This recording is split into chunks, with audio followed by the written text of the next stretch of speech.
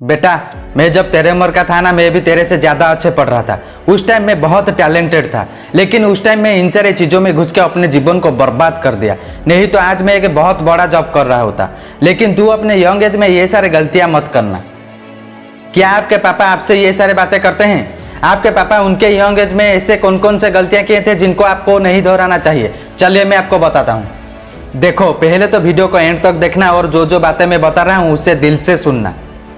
इंसान अपने जीवन में मोस्टली 3 स्टेज को पार करके आगे बढ़ता है। पहले तो वो अपने चाइल्ड एज को पार करता है, उसके बाद यंग एज को, और फाइनली वो जाकर ओल्ड एज में अपनी पैर बसाता है। इन तीनों स्टेज में हमारे बचपन मतलब चाइल्ड एज और बुढ़ापा मतलब ओल्ड एज में हम एक्टिव नहीं रहते। मतलब चाइल्ड एज में हम क्या करते हैं हमें याद नहीं रहता है, और ओल्ड एज में हम चाह कर भी कुछ नहीं कर सकते।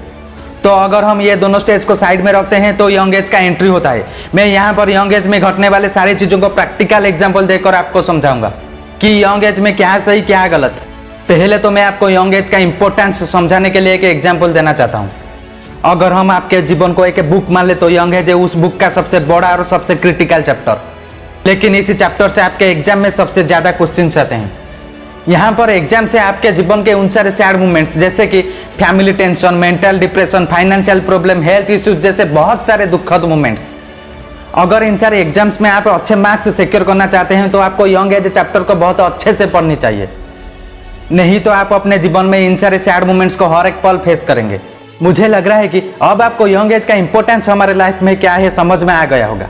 अब मैं आपको बताऊंगा कि यंग एज में किन किन गलतियों को ना करें।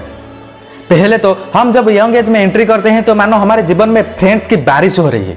ज्यादातर फ्रेंड्स हमें यंग एज में ही मिलते हैं।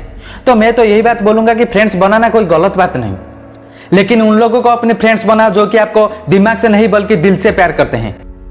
आपके अच्छे वक्त या फिर बुरे वक्त पर आपको हौसला देते हैं, आपको हमेशा अच्छे बात बताते हैं। देखो, संगत एक ऐसा चीज है जो कि आपको या तो फेमस बना देगा या फिर बर्बाद करा देगा।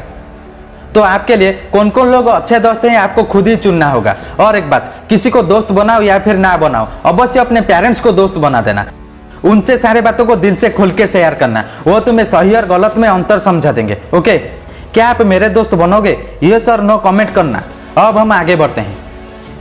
यंग एज में आपको mobile addiction, cricket match, movies, web series, love, smoking, drinking जैसे बहुत सारी चीजों से दूर रहना है। नहीं तो ये सारी चीजें आपके यंग एज को जमीन के नीचे गाड़ देंगे। यंग एज में बहुत सारे बच्चे पढ़ाई से दूर भागते हैं, ये गलती आप मत करना।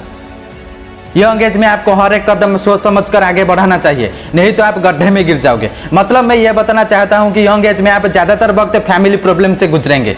जैसे कि आपके बच्चे आपसे कहेंगे कि पापा मुझे ये चाहिए वो चाहिए।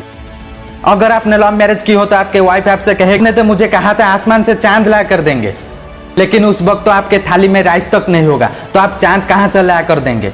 तो अगर अपने जीवन में आप एडजस्टमेंट नहीं करके जीना चाहते हो तो अपनी यंग एज में पढ़ाई करके बेहतर बनो, तो अब जाकर आप फैमिली प्रॉब्लम से कुछ हद तक छुटकारा पा सकते हैं। यहाँ पर तो आपके फैमिली मेंबर्स के कुछ गलती नहीं है। जब आप घर चला रहे हैं तो वो लोग आपको ही सब कुछ मांगेंगे।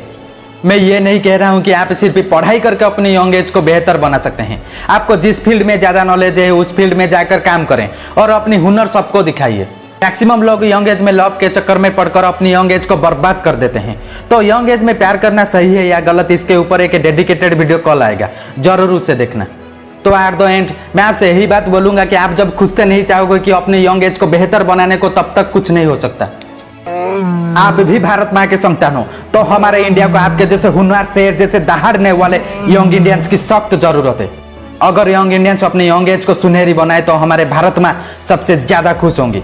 जय हिंद, जय भारत।